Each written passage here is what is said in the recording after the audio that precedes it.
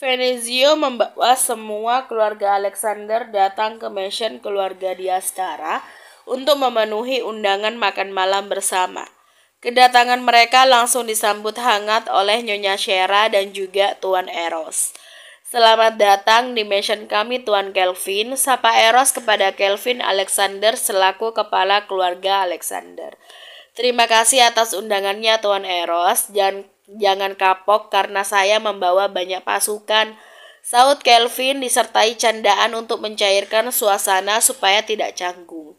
Karena ini merupakan kali pertama keluarga Alexander datang ke mansion keluarga Diaskara.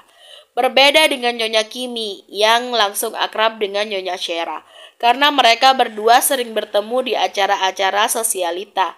Ayo kita langsung saja ke ruang makan, ajak Eros membawa semua keluarga Alexander menuju ke ruang makan.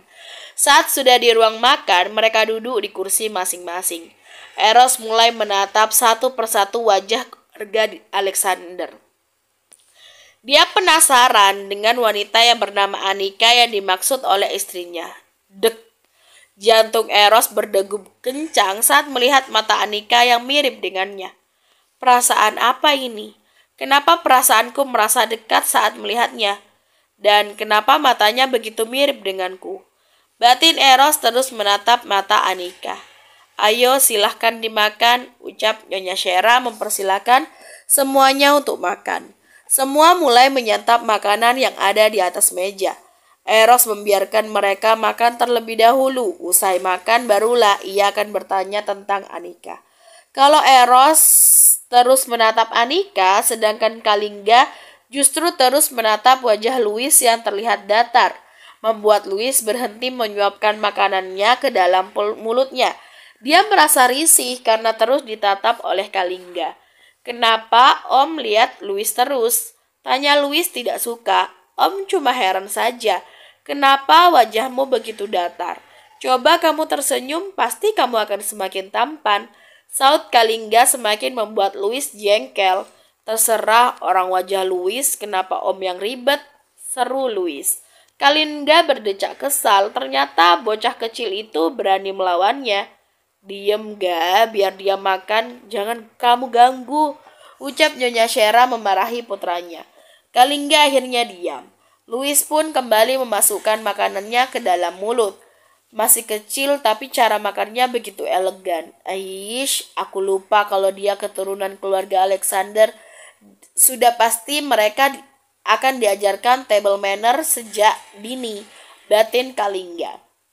Selang beberapa lama, mereka semua menyelesaikan makan malamnya. Eros mengajak keluarga Alexander untuk mengobrol di ruang tamu. Mereka membagi dua kelompok, para istri sendiri dan para suami sendiri. Ini putra keduamu, Tuan Kelvin, tanya Eros yang baru melihat Nevan. Selama ini yang kesorot media hanyalah Venezio. Iya Tuan Eros, dia lama kuliah di luar negeri, makanya tidak pernah kelihatan, saut Kelvin. Pantas aja saya tidak pernah melihatnya, apa dia juga bergabung di perusahaan Alexander?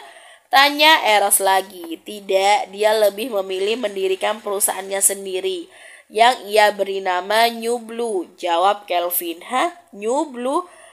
Jadi perusahaan itu milik Anda? Saya kira milik Tuan Milo, karena tiap sekali saya meeting dengan perusahaan itu, yang datang selalu Tuan Milo.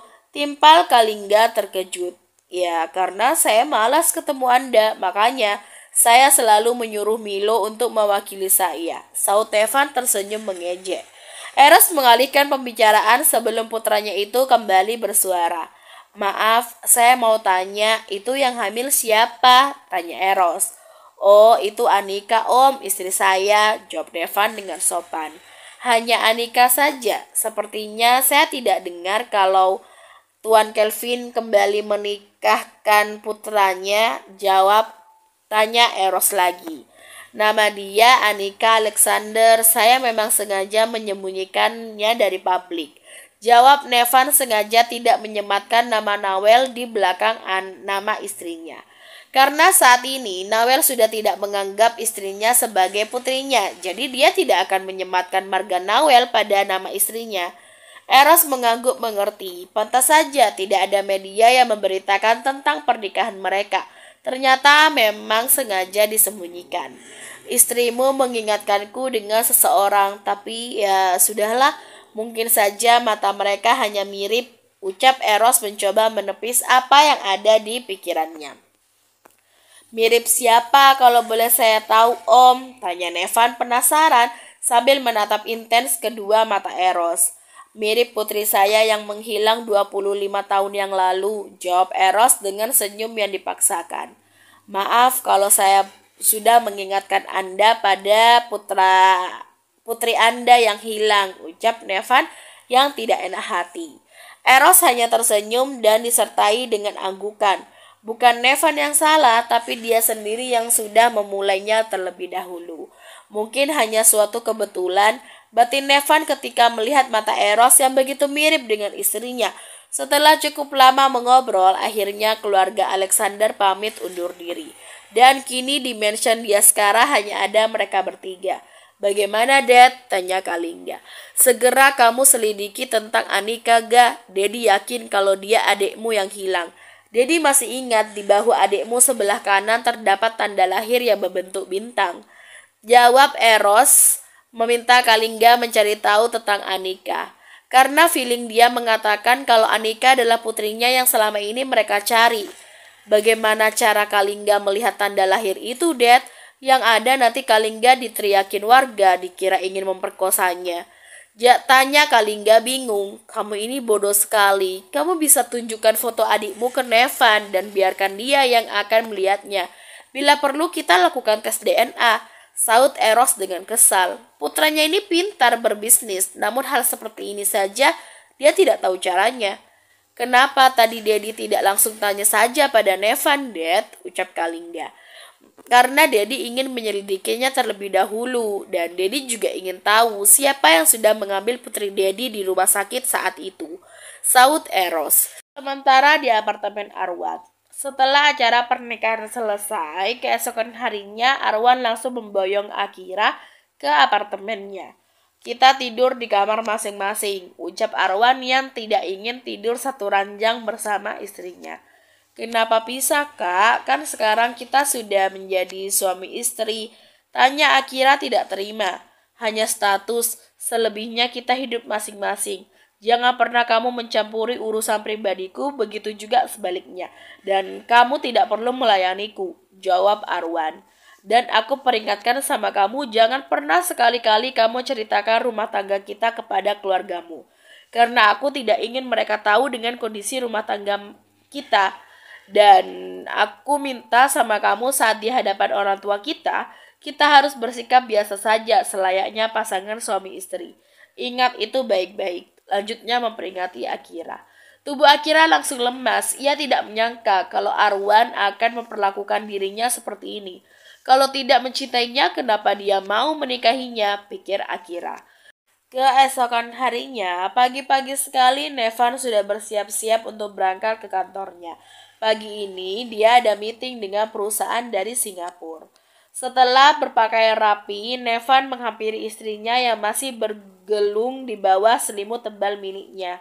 Aku berangkat kerja dulu ya sayang, pamit Nevan sambil mencium kening istrinya yang sedang terlelap. Nevan tak tega membangunkan istrinya, pasalnya istrinya sedang tidur hingga sekarang akibat ulahnya tadi malam yang terus meminta jatah kepada sang istri. Nevan menuju ke bawah. Dia melihat maminya sedang memasak dengan dibantu oleh pelayan. Kamu mau kemana pagi-pagi seperti ini, Van? Tanya Mami Kimi sambil melihat jam dinding yang masih pukul 6 pagi. Nevan ada meeting, Mam. Titip Anika ya, Mam. Dia masih tidur. Saut Nevan sambil mengecup pipi maminya. Kamu tidak sarapan dulu, Van? Tanya Mami Kimi. Tidak sempat, Mam. Nevan makan pagi di kantor aja nanti. Jawab Nevan yang beranjak dari dapur meninggalkan maminya. Dia pergi ke kantor bersama supir. Hanya setengah jam saja Nevan sudah sampai di kantornya, kebetulan jalanan masih sepi. Sehingga dia tidak memakan waktu lama untuk tiba di kantornya. Sampai di kantor, Nevan langsung disambut oleh asistennya yang selalu setia mengikutinya. Selamat pagi Tuan, sapa Milo. Sudah siap? Belum berkasnya Mil, balas Nevan dan menanyakan berkas yang akan dibawa untuk bahan meeting dengan kliennya. Sudah Tuan, jawab Milo. Nevan dan asistennya menuju ke ruang meeting. Masuk ke ruang meeting langsung disambut oleh kliennya. Mereka mulai melakukan meeting. Hingga 1 jam lebih akhirnya meeting pun selesai. Mana hasil penyelidikanmu, Mil? Tanya Nevan setelah berada di dalam ruangannya. Saya tidak yakin dengan hasil penyelidikan saya, Tuan. Tapi setelah saya cari tahu ke rumah sakit, tempat kelahiran Nyonya, saya menemukan hal yang ganjil.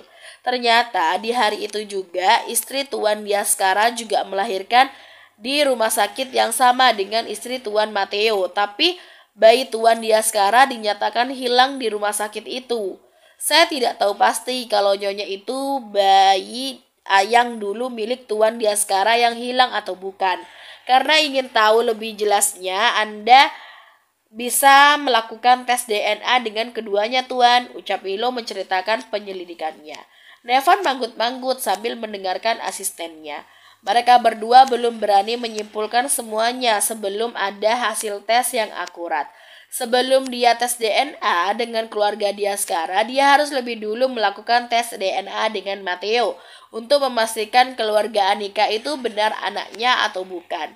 Kita harus segera melakukan tes DNA antara Nyonya dan Mateo, Mil, ucap Nevan. Iya Tuan, saut Milo.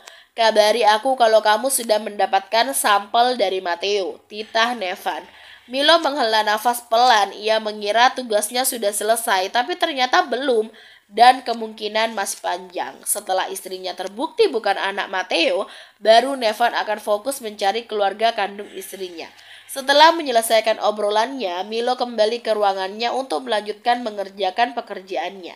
Sedangkan Nevan kembali mengambil dan mengeluarkan ponsel dari saku jasnya, kemudian menghubungi istrinya. Iya Hani, ada apa? Tanya Anika menguap sambil mengangkat telepon dari suaminya. Sepertinya wanita hamil itu baru bangun dari tidurnya, membuat Nevan menggelengkan kepalanya. Dasar bubil pemalas, jam segini baru bangun tidur, cibir Nevan sambil terkekeh melihat muka bantal istrinya. Enak aja bilang aku pemalas, ini kan gara-gara kamu juga, saut Anika tidak terima.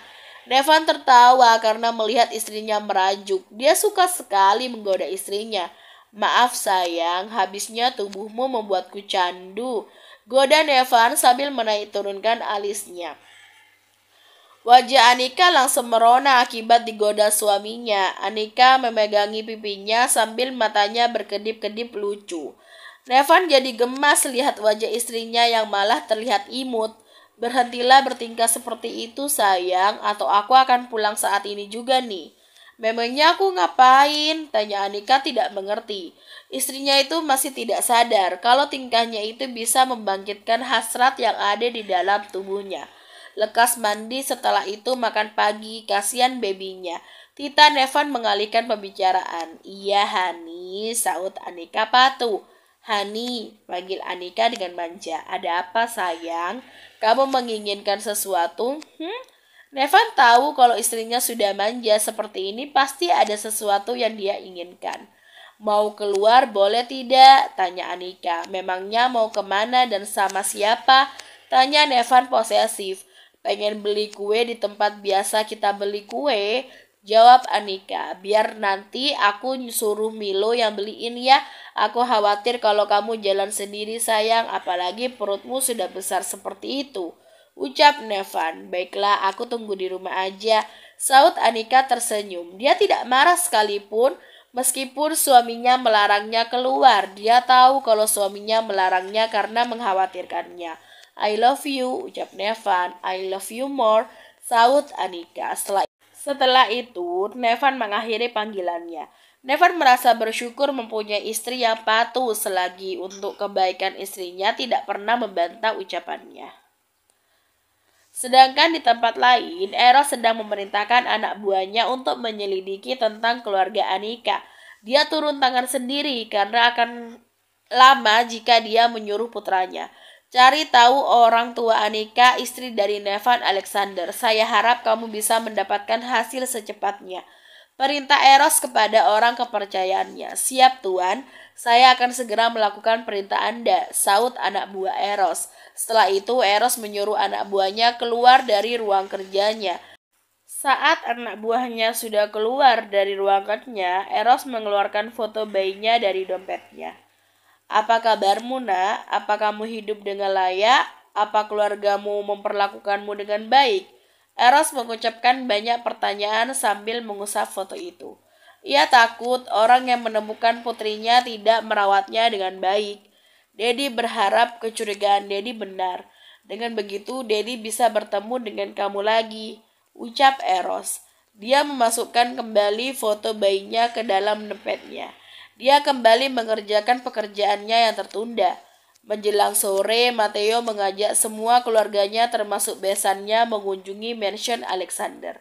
Kita mau kemana, Pak? Tanya Agni bingung. Suaminya itu tidak bilang mau mengajaknya kemana. Kita mau ke mansion keluarga Alexander untuk mengunjungi Anika, Ma, jawab Matteo. Jawaban Matteo semakin membuat Agni bingung. Kenapa suaminya itu tiba-tiba ingin mengajaknya ke tempat Anika? Bukankah dulu suaminya sendiri yang sudah mengusirnya? Tapi kenapa sekarang ingin mengunjunginya? Lalu kenapa harus ke mansion keluarga Alexander? Memangnya apa hubungannya keluarga itu dengan Anika?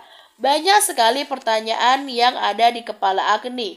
Karena sebelumnya Matteo belum pernah menceritakan tentang Anika yang menjadi mantu keluarga Alexander kepada istrinya itu. Karena Anika menantu keluarga Alexander, Ma, ucap Matteo. Duar. Agni terkejut mendengar ucapan suaminya itu. Ia tidak menyangka kalau nasib Anika lebih baik daripada nasib putrinya yang hanya menikah dengan keluarga Lawson. Bersambung.